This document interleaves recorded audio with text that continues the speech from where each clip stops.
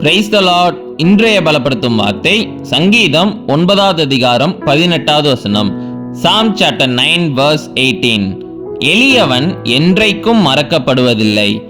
The needy shall not always be forgotten. ஹல்லேலூயா.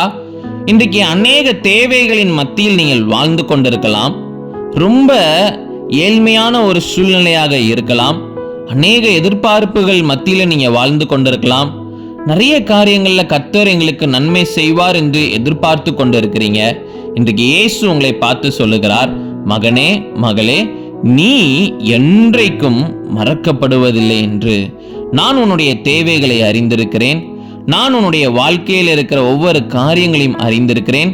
நான் உனக்கு தேவைகளை சந்திப்பேன், உன்னை உயர்த்தி வைப்பேன் என்று வாக்கு பண்ணுகிறார். அவர் ஒருபோதும் உங்களை மறக்க மாட்டார்.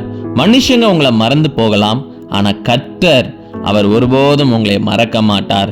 அதனால சோர்ந்து போகாதீங்க. நிச்சயம் கர்த்தர் உங்களை ஆசீர்வதிப்பார், உங்களை உயர்த்தி வைப்பார், உங்க வாழ்க்கையில பெரிய காரியங்களை செய்வார். நம்ம எல்லாரும் கண்களை மூடி ஜெபிக்கலாம். எங்களை நேசிக்கிற நல்ல தகப்பனே, கர்த்தாவே, பிள்ளைங்க உங்களையே நம்பி இருக்கிறாங்க. பிள்ளைங்களை நீங்க மறக்க மாட்டீங்க, நீங்க பிள்ளைங்களை ஆசீர்வதிப்பீங்கன்னு விசுவாசிக்கிறாங்க. ஆண்டவரே, நீங்க பிள்ளைங்களை ஆசீர்வதிங்க, தேவைகளை சந்திங்க, நீங்க மாத்திரம் மகிமைப்படுங்க. இயேசுவின் மூலம் ஜெபிக்கிறோம் எங்கள் ஜீவன் உள்ள நல்ல பிதாவே. ஆமேன், ஆமேன், ஆமேன். கர்த்தர் உங்களை ஒரு நாளும் மறக்க மாட்டார், உங்களை விட்டு விலக மாட்டார்.